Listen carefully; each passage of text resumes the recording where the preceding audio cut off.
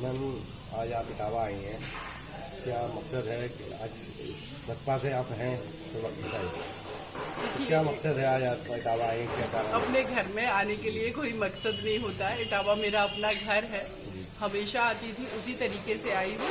हाँ, इस बार थोड़ी सी अलग रिस्पॉन्सिबिलिटी मेरे ऊपर है क्योंकि बीएसपी पार्टी ज्वाइन की है और उसमें राष्ट्रीय प्रवक्ता मुझे सुश्री बहन मायावती जी ने बनाया और इलेक्शन का टाइम है, कैंपेनिंग चल रही है। यहाँ पर जो हमारे प्रत्याशी हैं इटावा से, सदर से अगर हैं जो सिंटू गुप्ता जी हैं, भटना के हमारे प्रत्याशी हैं जसवंत नगर के, इन सभी के लिए हमें कैंपेनिंग करना है जो कि बहन जी ने निर्देशित किया है।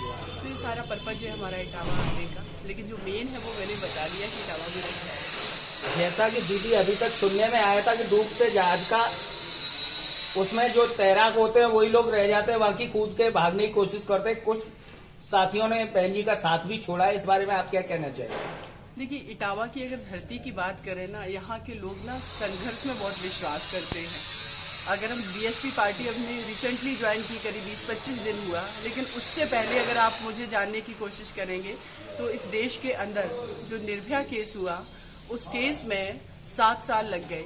बड़े से बड़े सर्वोच्च न्यायालय के अधिवक्ता भी उनका साथ नहीं दे रहे थे, लेकिन आपके इटावा की ये बेटी जो एक छोटे से गांव से निकल करके गई, तो उन सारी चीजों को मैंने संघर्ष करके किया। तो और बहुजन समाज पार्टी की अगर बात करें तो ये पार्टी तो वैसे भी गलियों से, कूचों से, गांवों से निकल करके बनी पार्टी है। इस पार्टी में जो पैसा लगा है, जो फाउंडेशन है, वो देश की आम पब्लिक का है, आम जनता का है। उनकी खून पसीने की कमाई से बनी पार्टी है। संघर्ष में तो वैसे भी विश्वास करते।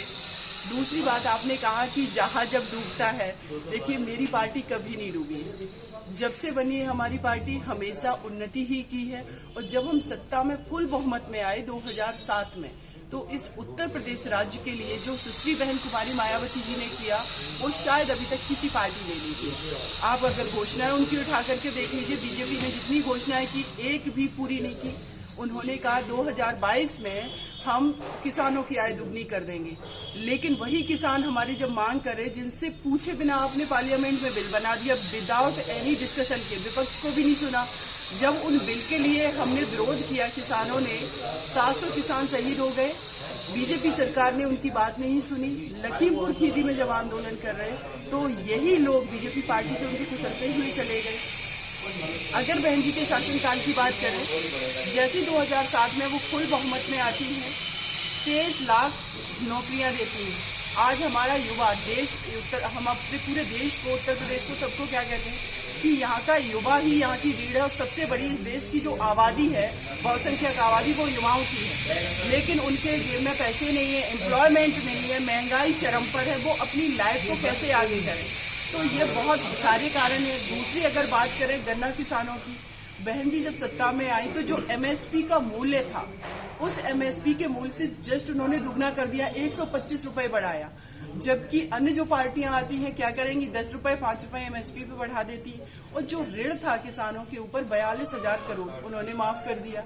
लखनऊ की बात करें, आज किंग जॉर्ज मेडिकल कॉलेज, अगर उत्तर प्रदेश के किसी मेडिकल कॉलेज की हम बात करेंगे तो एकमात्र बड़ा medical college king George Lucknow में है, जिसको बहन मायावती जी ने बनवाया। इतनी योजनाएं हैं, इतनी प्लानिंग है कि हम गिनाते गिनाते भी मुझे लग रहा है शाम हो जाएगी। तो ऐसा शासनकाल रहा है। और सबसे इम्पोर्टेंट, लॉ एंड ऑर्डर। आज इटावा की भी केस मेरे पास है। एक ये लबेदी थाना पड़ता है, एक बच्ची के साथ रेप करके उसका गला काट करके उसको पानी में डाल दिया, 3 लड़कों ने रेप किया। एक हाथरस का केस है, कुशीनगर का केस है, कानपुर का केस है। खुशी दुबे जो बिटिया है, नाबालिग बेटी को इन लोगों ने, उत्तर प्रदेश सरकार ने जेल में डाल रखा है। अब आप ये बताइए कि ये इनका लॉ एंड ऑर्डर है। मनीष गुप्ता जो कि एक व्यापारी है, जो कि कहेंगे कि हमारे सबसे ज्यादा योगदान बड़ा जो इकोनॉमी में देते हैं, वो जब एक होटल में जाकर के आराम से अपने दोस्तों के साथ है, पुलिस प्रशासन जाकर के उनका मर्डर कर रहा है। कैसे इनका लॉ एंड ऑर्डर ठीक है? और वही जब बहन जी की सरकार थी, माफिया थर-थर कांपते थे, लोगों में डर था, बेटियां सुरक्षित थी। आज कोई भी व्यक्ति, मेरे पूरे देश की मैं बात करें, कोई भी व्यक्ति ये नहीं कह सकता एक भी कि हमारी बेटी पूरी तरीके से सुरक्षित है। कहीं पर भी जाए, चाहे स्कूल, कॉलेज, यूनिवर्सिटी, कोचिंग, कहीं पर भी जाए। तो बहन जी के शासनकाल को लोग याद कर रहे हैं और वही चीजें दोबारा रिपीट होनी ही चाहिए।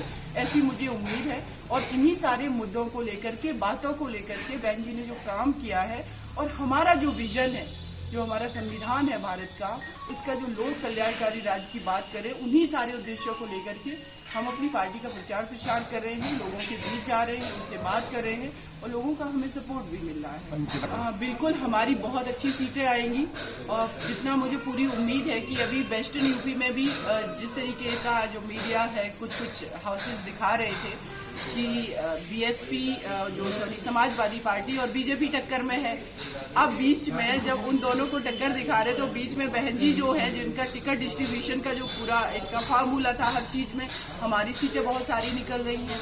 अभी ईस्टर्न यूपी बचा हुआ है, मिडिल यूपी बचा हुआ है और जब तक 10 मार्च आते आते मुझे पूरी उम्मीद है कि हम बहुमत में भी आएंगे।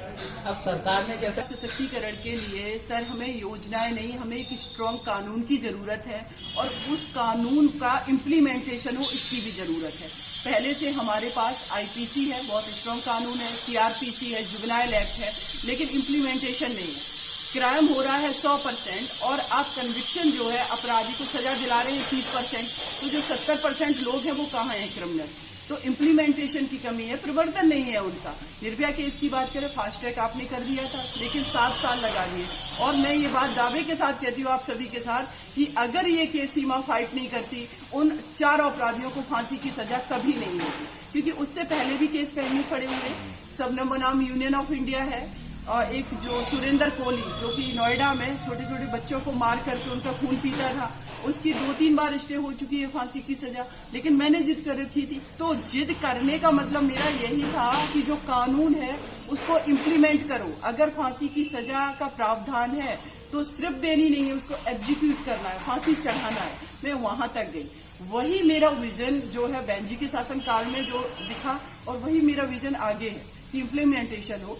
और हम एक चीज के लिए प्रॉमिस करते हैं उत्तर प्रदेश की हमारी बहनें माताओं को, महिला सुरक्षा गारंटी अधिनियम बीएसपी पार्टी आपको जरूर देगी, जिसके अंतर्गत हर वर्ग की, हर धर्म की, हर समाज की, छोटी बच्ची से लेकर के जो माँ के गर्भ में है और एक बुजुर्ग महिला तक, सबको सुरक्षा हम लोग प्रदान करेंगे।